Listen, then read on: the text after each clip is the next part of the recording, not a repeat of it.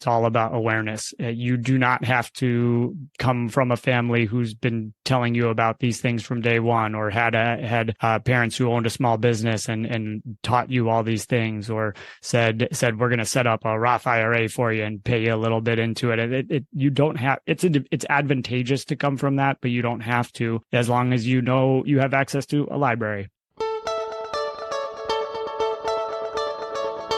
Welcome to the Real Estate Mogul MD podcast. Thanks for tuning in and taking control of your financial future. This is a show where we not only motivate and inspire, we give you actionable real-world experience to help you live life by design. You'll hear journeys and stories from other physicians, investors, coaches, consultants, and entrepreneurs.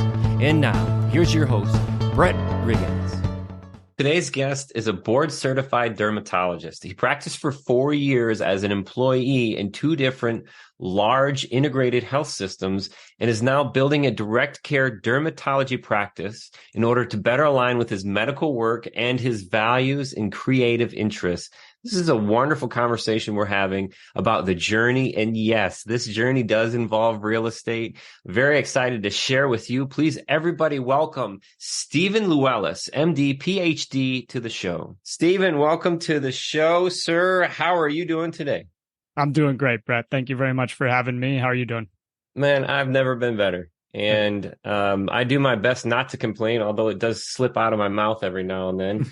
The beauty of self-realization is being able to catch that and say, wait a second, what am I saying here? And then even the stories we tell ourselves inside of our head are very interesting too, because we say we may not complain, but guess what's looping inside of our head? I saw something on your Instagram, Stephen, about that there was this tree, and on the bottom side were some roots, and down inside of those roots were thoughts, I believe, thoughts we tell ourselves, those kinds of things. And that's all stemming into bigger problems that we see on the surface. So great way to roll into that. Man, we're just getting started here. Tell us a little bit about your medical history, like your journey in medicine. You're a dermatologist, and interesting story, interesting path. So let us know how you got started and where you're at now.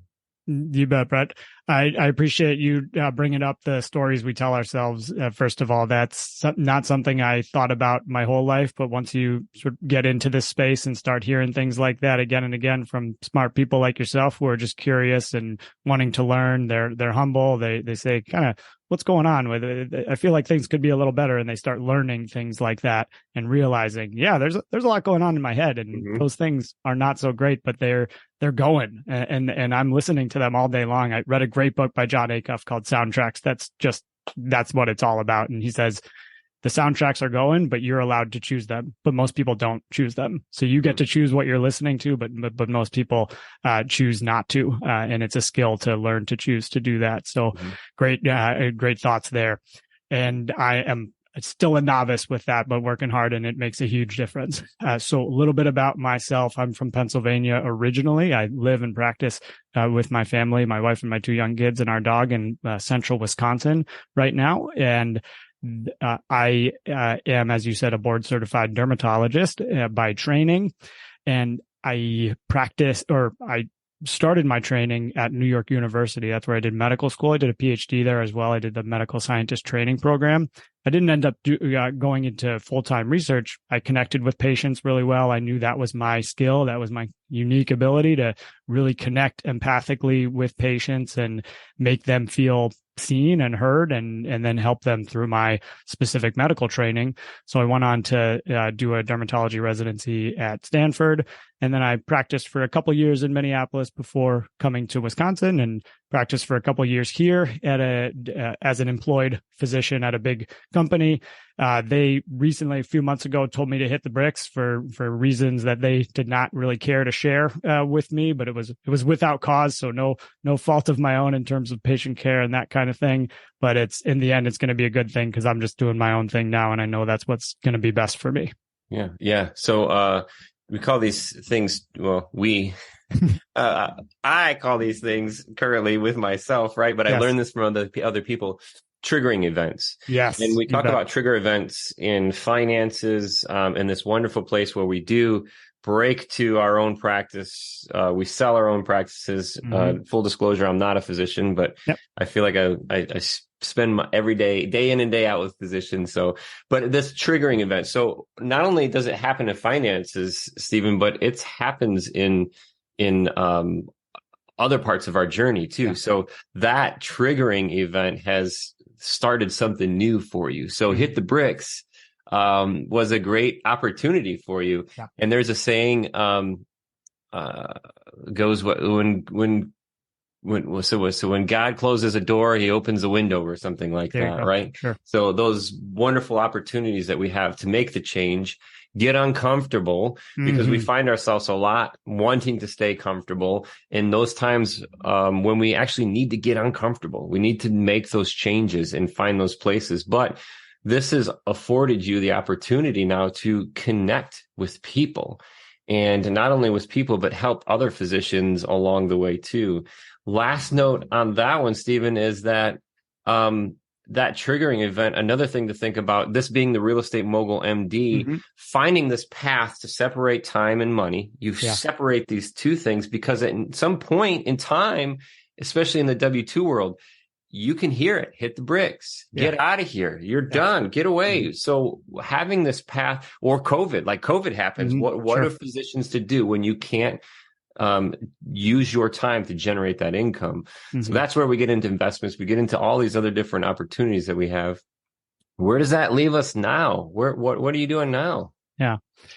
I think I'll speak to that in a second. I think physicians are one of the groups that needs to hear things like this the most, because we are indoctrinated with a lot of things throughout our training. Most of those, unfortunately, these days are pretty pessimistic, but the one good one is job security. They always say you're a doctor, you'll always have a job, you always have something. And to an extent, that's true. There's a doctor shortage. There will continue to be. It's going to only get worse. You will be able to help people somewhere if you want to. But the security of any specific job or role is not nearly as secure as you're taught or you're led to believe.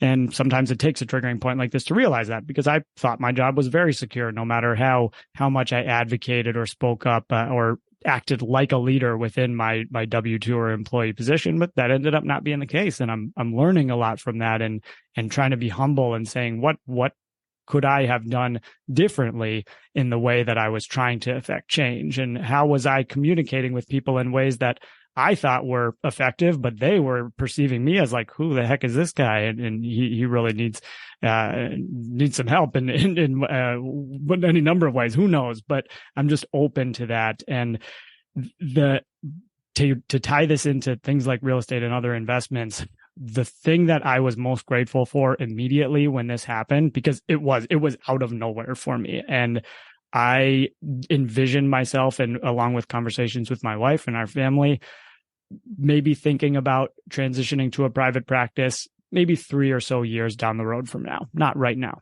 So that was traumatic for us when this came out of the blue.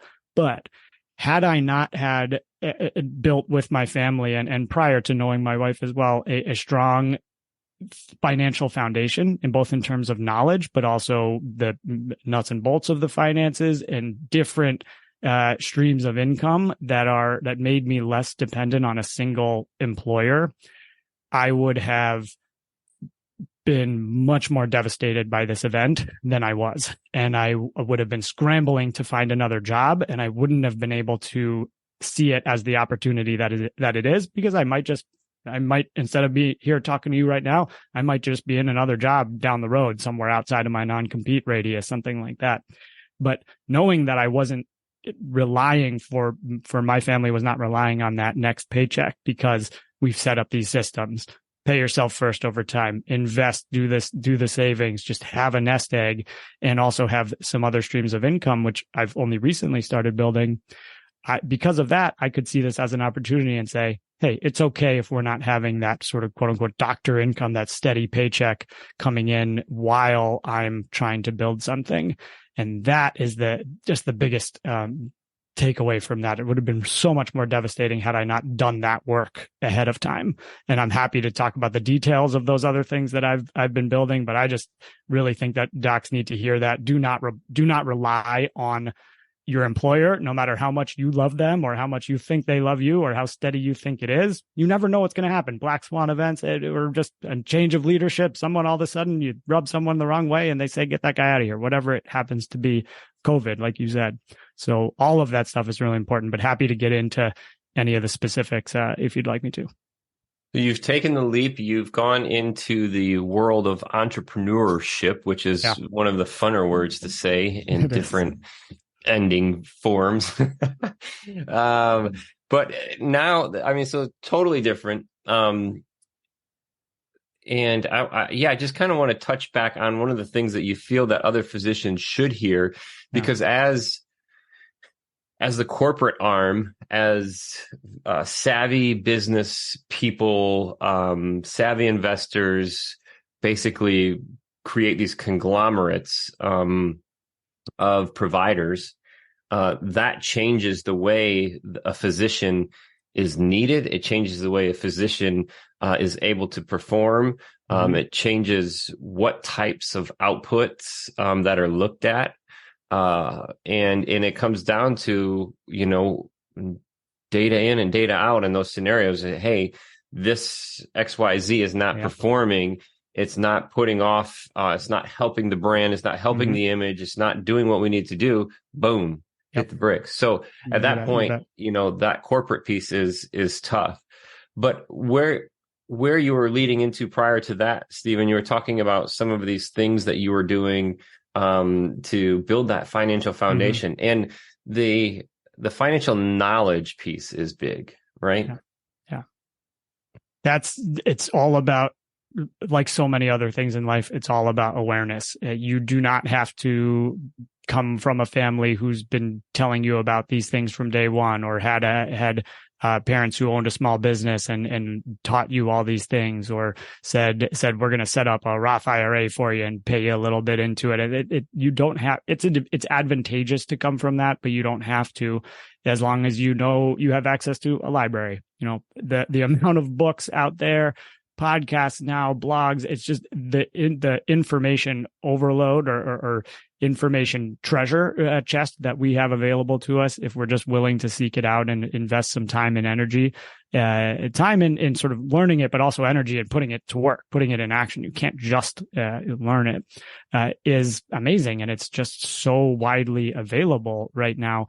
And the earlier you start, as you well know, you don't have to do anything fancy. If you start early and start socking things away, even some very small amounts, modest amounts. I mean, I lived in Manhattan for 8 years and made $35,000 a year, all eight of those years. And so as did my current wife. So that was our 20s basically. And so you don't have, and then I was a resident for 4 years. And but you can still save some, you can put something away and things start growing. And just like entrepreneurship and building a business, linear growth is one thing, and linear growth is nice, but exponential growth is a whole nother thing. And exponential growth, you don't see it at the beginning. You don't see it for a long time. So you might not feel like anything's happening. But if you have those systems moving in the background and you build them and don't really have to pay attention to them other than putting the resources in them, there has to be some money being added. Just put your money to work, and you don't have to do anything. You don't have to, but we're going to talk about real estate, obviously. You don't have to buy real estate. You don't have to do the shiny object syndrome. You don't have to buy crypto or get some NFTs and just have a savings, start with a savings account. Have a Roth IRA, learn what a Roth IRA even means. What is an IRA period? Those things are, to me, the foundation. And then you start decorating that thing. You have your tree, and you're starting adorning it with various things that might give you more energy or strike an interest for you in genuine ways. Real estate being one. People might start hearing about, I'm a doctor, I have a W-2. That's kind of a bummer, the way the tax code treats me, but I get it. I'm going to pay my taxes. But in this real estate game, things are a little bit different. I want to play in that sandbox a little bit. I'm going to learn about this. I'm going to talk to Brett. He knows more than me about it. We're going to teach me. Maybe we can work together sometime. Who knows? But you get to play in that sandbox if you want, or you don't want. You find that you don't like it. That's fine. But adding those legs to that table and or more, more strength to that foundation. And then you can start adding even more things on top of it. And you become more resilient to those things that happen, earthquakes, tornadoes, whatever. They're going to be less and less likely to knock down your building if it's sitting on a really strong foundation. And now, instead of having to run out and get another job, I can focus on building something now because I have those things working in the background, and I don't have to work for someone else to pay my mortgage and get food on the table for my kids. And I have a wife who is also working hard and providing for our family and all of those things. So it all goes in together. And for me, I've been interested in real estate for the last 4 years or so. COVID brought this on to a lot of doctors. They started thinking about things like this because of the insecurity that COVID opened up for us and made us realize. So I think that's when a lot of doctors started getting educated about, and it was a frenzied market as well. So a lot of perfect storm kind of things the last decade or so, when things could only go up and interest rates were super low.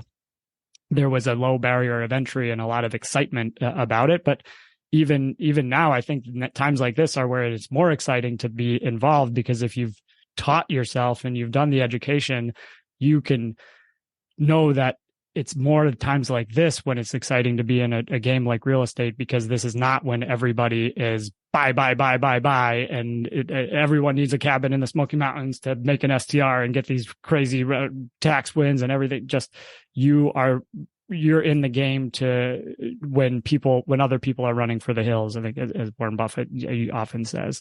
So happy to get into some individual deals or where I got started or what resources I used. But I think that for me, it's about the relationships that real estate brings. I love meeting new people and learning new stuff, and just the different ways that it allows my money to work for me, that previous to now that were very different from the W-2. Yeah, I love it. The speed of information is, we can't even fathom that really at this point. But along with that speed of information, there has to be the seed of curiosity and drive and persistence. There's just something in some of us that comes out a little easier. That's like, I've got to have this. I have to have knowledge.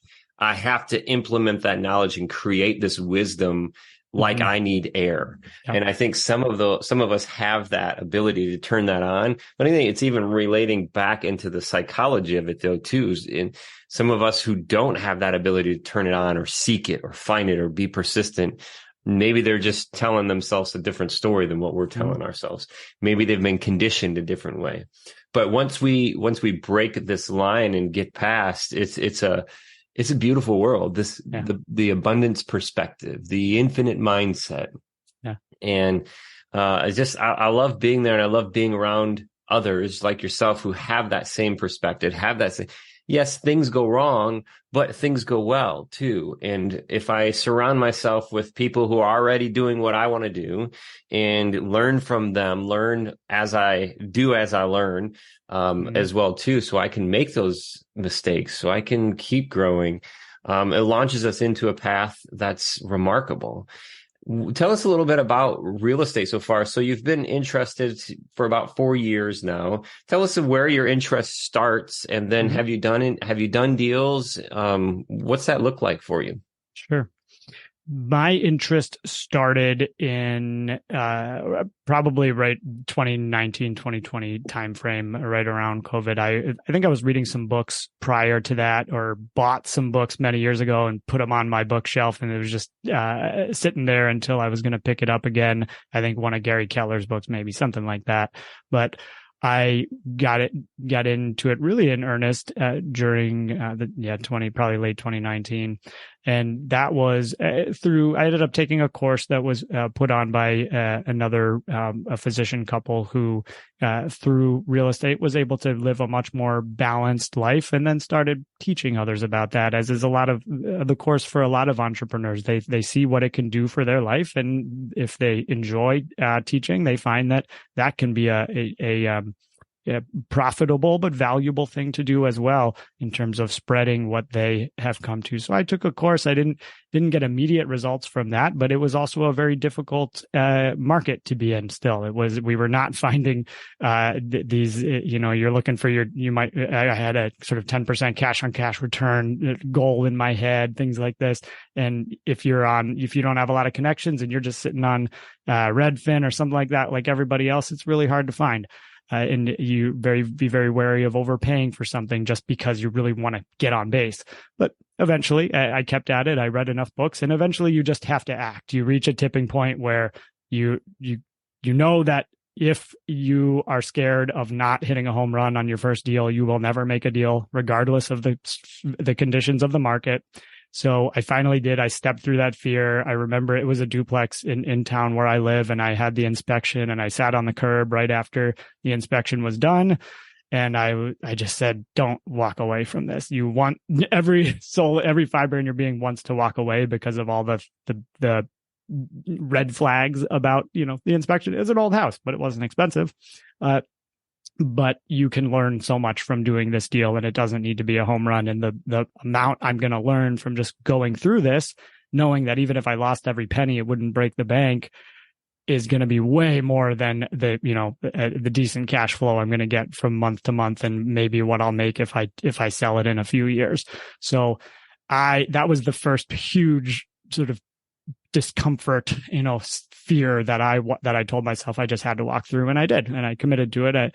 And I bought it. It was a small duplex. It was built in like 1910 or something. So there was a lot wrong with it, but I spent a lot of time and working on it, and my family was in on helping with that too. And I got contractors when I needed to, and somebody had just been evicted from the top floor, so we had to work a lot there, but we made it nicer up there. And that ended up renting for a significant amount more than it was. And I kept it for a little over a year, and then I ended up selling it because I didn't want to be in those type of spaces anymore. But I learned a lot from it, made a little bit on the sale, and I made some cash flow while I had it. But what more, the real thing I made was the connections. I'm at a partner of mine now who was my investor agent at the time. I made that connection through doing that first deal with him. I made connections with contractors, attorneys, all the people you want on your team in these types of things, property managers. I was managing it myself, but I don't want to do that anymore. And then that just led into, one thing leads to another. Oftentimes with people who are doing private direct real estate investing, that first deal takes forever. And then the second one comes maybe 6 to 12 months later or so. And then your third one comes in 3 months later. And obviously you run out of money eventually. And then you start doing partnerships or whatever it might be. But it gets easier. You just get on base, and you start to see problems again. It's not that there are no more problems. It's just problem comes up. Oh, I've seen that one before. I can handle it. And now that partner, who was my investor agent, now we are focusing more on nicer condos still in the area, but much nicer construction, early 2000s, and buying larger blocks of them. So we purchased a 14 unit together in November of 2022, and we also are hoping to close on a 6 unit very close to theirs, even nicer construction, but right next door to those in January of 2024. And that's going to be our main thing together. And we're bringing in some other partners in for that deal. And we're just going to work on shoring up those, operating the asset really well, bolstering the reserves, but knowing that those early 2000s construction, not going to cash flow at quite as high necessarily, but way fewer capital improvements, great tenants, all that type of stuff. So that's what I'm excited about right now. But it's really that initial connection I made with that investor agent. I can talk more about that. That was the spark, at least to getting something done, just getting on base, even though it was basically a bunt single, to make a baseball analogy. But I got on base, and then things were rolling from there. And I just love it. I love having something outside of my medical practice that's creative, that fosters relationships, that exercises a different part of my brain and puts my money to work in a different way. I just really enjoy doing that. So sometimes those first deals, even the way that you put it, can be considered tuition. I'd say that all the time. Absolutely, Brett. That was my tuition house. I've said that many times. The tuition house. And then building the relationships. And I've learned along the way too, that real estate is a business of relationships. Yeah. And building and growing. So cool on that path. Congratulations on that path. Thanks. The other part of that, like those tuition deals and those early on, starting somewhere, just taking action, is oftentimes we'll find ourselves surrounding ourselves with the wrong people. Because if you think about those situations, somebody's getting evicted from their house, they're probably making some poor decisions. They're probably making some poor life decisions, poor health decisions. And now we're putting ourselves in the circles with people like this. So it's the opposite of what we want to do in self-development, but we find ourselves there. And again, that can be tuition for emotional intelligence. It can be tuition for the investor piece of it. So yes, sweat equity, being a landlord, all of those things, you are surrounding yourself with contractors, and let's not pull the wool over anybody's eyes about contractors either. They're not going to be the greatest people in the world either. I'm not saying that all of them aren't. I'm saying that most of them are going to be tough because of their life choices, health choices, all of that stuff that affects who they are, the way that they do business. The same way with tenants in those certain situations, especially in particular tenant classes. So it's challenging. We get in there, but we learn and we grow. And now you're off on this path doing these multi-unit deals. And so you said a 14 unit, you were talking about condos. Is this like a package deal, or is this a good question? So we always call them condos. That's the nomenclature is a little confusing there, but not critical for this. There's no condo association. My partner always called them condos. They're actually individually deeded townhomes essentially, which is nice. When I said 4 units, it's 2 buildings. It's a 6 unit next to an 8 unit, and that was in that first deal back in November of last year. And they're all identical. There's up down duplexes essentially. So 3 next to each other, and then 4 next to each other, I think. And those are all, again, individually deeded, which is a nice part about it. It's a kind of a nice feature of that, unique feature of that deal, because if we did need to sell just one of them, for instance, because we needed some more capital for something else and they had appreciated nicely, whatever it may be, we could actually do that, which is great. But our plan is that anyone I enter a partnership with, I make sure the sort of mission, vision, values are aligned from the jump, like that. It doesn't go forward if those things aren't aligned, at least at this point in our lives, because that's where I got in trouble with, working for these hospital systems. Like they do what they do. A CEO is hired to make a company efficiently profitable for whoever the stakeholders are, and they're doing their job. They're not evil people necessarily. They're just doing their job. But if I'm going to be employed by them, I have to be willing to kind of go with their values and their mission. And when those things are not aligned, that creates a lot of problems for me, at least. So I make sure my partners, we have similar time frames. This is not a syndication model. We don't plan to turn these over in 5 to 7 years, and get the capital back and that sort of thing. We'll sell if it's a good time or a reason or great deal, but otherwise it's a buy and hold philosophy. But again, if we need to sell one for any reasons, we could do that. We turned one into a midterm rental, for instance, and we have a nurse living there, and that just playing around with those different models, and it increases the property management work a little bit, but it significantly increases the rent, and we're just experimenting with that. So when I say condos, I not really important. That's just what my partner, he's the agent. That's what he's always called them.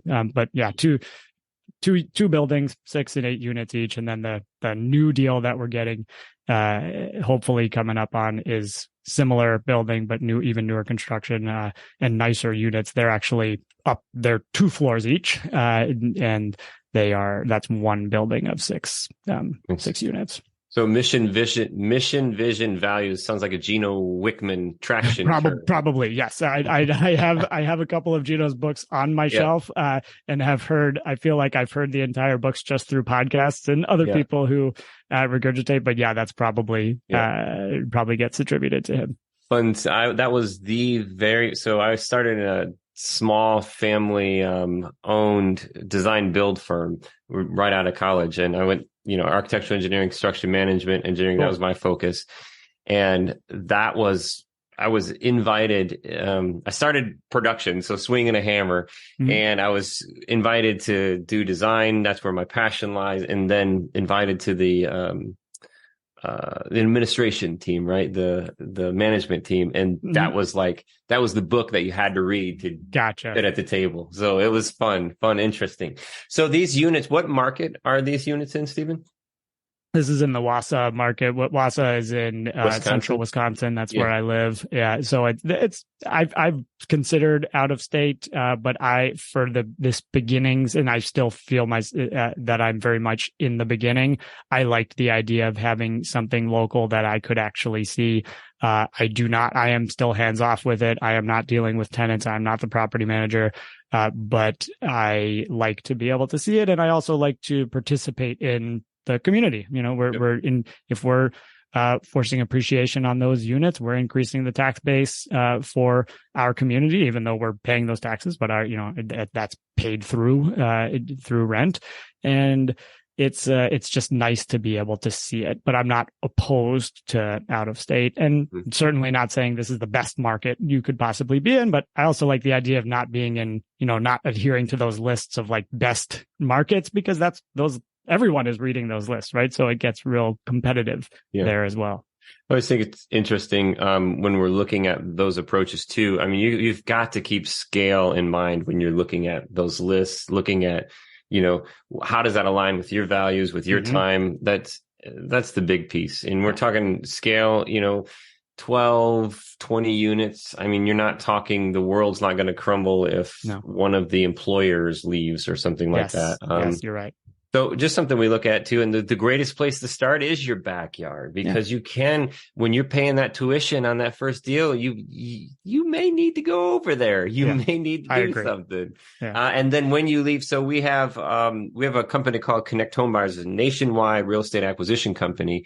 And we've done from the tip of Washington, bordered on Canada, all the way to the shores of New Jersey. Wow. But the thing that allowed us to do that was our processes, our procedures, our experience, the ability to build teams. So there's just something that separates that virtual piece. When you've got the power team in place that you can pick up and set down virtually, then it's different. But ultimately, you still need asset management when you're talking about holds. You still need those boots on the ground. So you have to have those pieces. Yeah. What's it look like for the future, Stephen? What's coming up for you? So I am in the middle of building my dermatology practice now. I love doing these things outside of my medical practice, but I worked long and hard and made a lot of sacrifices to become a physician. I enjoy doing that, and I want to continue doing that. So I am right now, lots of balls in the air for building what's called a direct care dermatology practice, which simply means taking insurance out of the question, take one of the huge middlemen out, and reignite and revitalize the patient connection or patient physician relationship. A lot of trust has been damaged in that over the years.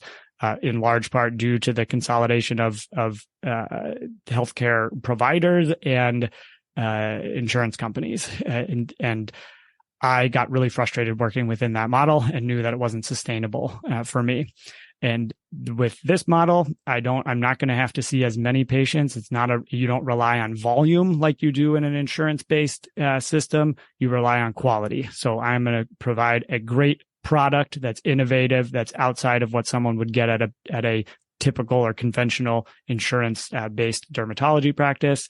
And they are going to either love it or not love it, and they get to stay or they get to leave. And there's choice for both me and the patients.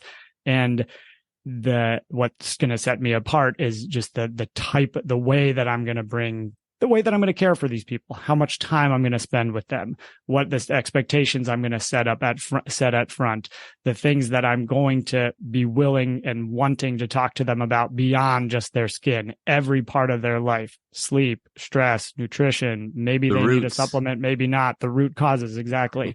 There aren't a lot of dermatologists, board certified allopathic dermatologists, mean conventional Western medicine. I am not leaving that. That is really important for helping really sick people.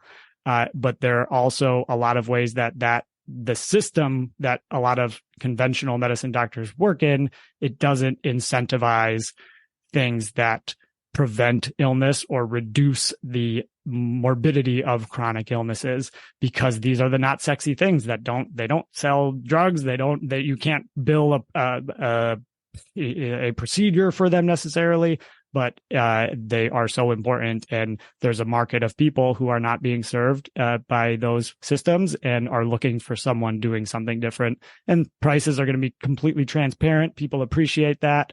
I love when I work with attorneys, and I like when they say, hey, I'm $500 an hour, whatever it happens to be. Thank you. I understand. I will have a discussion, and I'll decide if I value what you're selling me enough to pay for that. And if it's a great product, I'll continue working with you. If I'm not satisfied, I'll move on to the next person. And that's how this can be as well. And doctors just need to realize that they're allowed to value their expertise and their time. And it's not an ethical or a moral sort of misstep to do that. And patients understand that we're not getting a lot of great service in this current healthcare system of ours in the US, but it's still really expensive because I have expensive health insurance, but I'm paying copays, deductibles, co-insurance, all this stuff already. So there's another way. And that's what I'm building. It's going to be completely remote. So all teledermatology at first. I'm hoping to launch in January 2024. And I would love to have a brick and mortar place. I just love to be in my community eventually, but I have a non-compete clause to work around.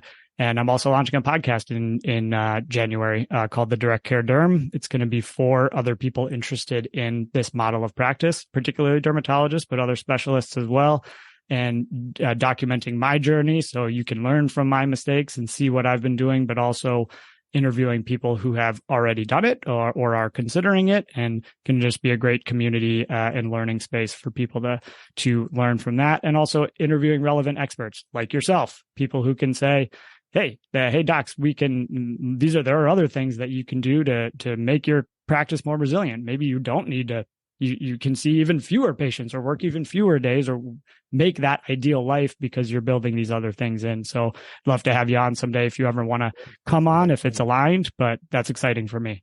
Yeah, that's awesome, man. And if the listeners want to learn more about you, your process, connect with you, LewellisMD.com. That's LEWELLISMD.com.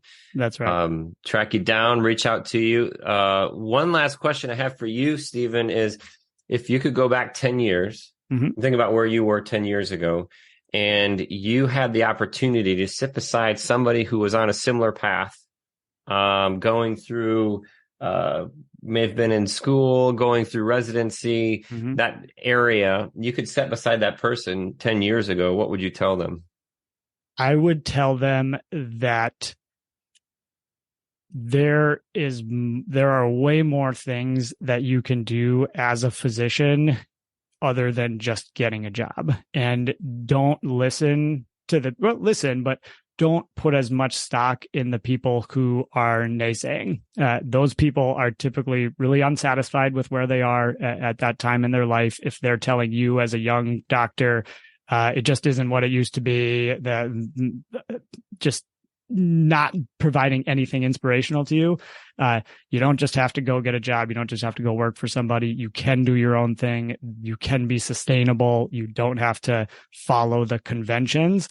But that also doesn't have to be done right away. If you feel like you do what you need to do at the beginning to make yourself comfortable, build those foundations, build that strong financial foundation, and then you will be confident to do your own thing. And that is ultimately what's going to give you the alignment you need, the time and location freedom that a lot of people desire, and no longer be just trading your time for money. Because that's another thing that doctors really struggle with. They're super smart people. They train forever, but they get stuck in this trap where they feel like the only way they can earn more income is by spending yet another hour. And yes, and that's what their bosses say. Why don't I get a raise? Like, why don't we even keep pace with inflation? Well, this and that, Medicare, CMS, the insurance companies, they always have a reason for it. And then they say, well, you can see more patients.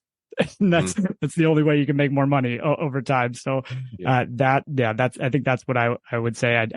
I would say be willing to fail as well. It's okay to fail. I grew up not being very scared of that, so I had to overcome that mindset big time. And a lot of us are these anxious achiever types who tend to become physicians. We've succeeded a lot academically, and we're scared to fail. And in medicine, it's scary to fail. You don't want to kill someone. You don't want to give them the wrong drug. So it's understandable in that way. But when you're in these other areas, entrepreneurship, real estate, things like that, educate yourself, be smart. But at some point, you need to make a decision. And if it's a failure, learn from it and move on. Physicians in general are going to be risk adverse just because of the condition, the training, and the situations, right? Yeah. But when we leave that, when we start expanding our associations, we step into a whole new world. It gives me goosebumps just thinking about it, because it's different. Imperfect action is the action that we need. Tuition of that first deal. Action creates wisdom from this knowledge that we've set for years and absorbed and gained. It gets my blood rolling. Absolutely, and to the naysayers, Stephen, to the naysayers, I want to point my finger at all of them. I heard Alex Hormozi say, I was just going to hit you with one. Go for it. Give me it. Hormozi was saying one time that they're going to be right every single time until they're not. Until they're wrong. Until they're not. And guess what? When they're wrong, my goosebumps are bigger now, because you're one idea away from a pivot point, that inflection point that you talked about. The straight line growth versus the exponential growth. That inflection point is one idea away. And if you succumb to the physician who's been doing the same thing for 30 years and says you should never buy real estate, you shouldn't go out on your own, you should get more patients, you should put in a savings account. Why would you do that? Right, right. Yeah, they say that all the time. Get across that path, because that idea, that inflection point, that freedom, the separation of time and money, the additional just divine gift that you have to give to people is on the other side. It's in that part where you're uncomfortable. Man, I could stand up on this soapbox all day long, but I'm going to come down because unsolicited help is just sales. I was thinking of that today. Unsolicited help is just sales. Oftentimes I try to, go through the day because I'm so passionate about sharing. I don't know everything. I'm so transparent. When it comes to everything that we do, I don't know everything, but there are some things that's worked for me. I would love to share it with you. I have to watch when it's not solicited. It's oh no, you're trying to sell me something. Leave me alone. I vibe with that for sure. I mean, I love that we're on the same astral plane, because I was about to give you a Hormozi. So that's hilarious that it wasn't the same one, which is because you mentioned making just action, just taking action. And he said, you solve anxiety with action. And that, like, people are anxious because they're not making a decision and they don't have a way forward. And you just keep solving that next thing with the next action. And all you need is one. And just the other thing he says, right, is I think the thing I like most about him is he's so, and it can border on the, work life imbalance, especially if you have a spouse or a family who's not completely bought in. That's very dangerous. But it's not that, there's no mystery about it. There's a roadmap to having success or increasing odds of success, and just do the work, which most people don't want to do, and don't give up. But that doing the work part is, I think, the thing that most people don't want to do. That's why they're scrolling TikTok and Instagram and just looking for the next thing, the next hot thing where they're going to, the get rich quick scheme as old as time. But now there's so many people to flash that in your face. So people just don't want to do the work. And eventually they find that if they really want that success, they will do the work.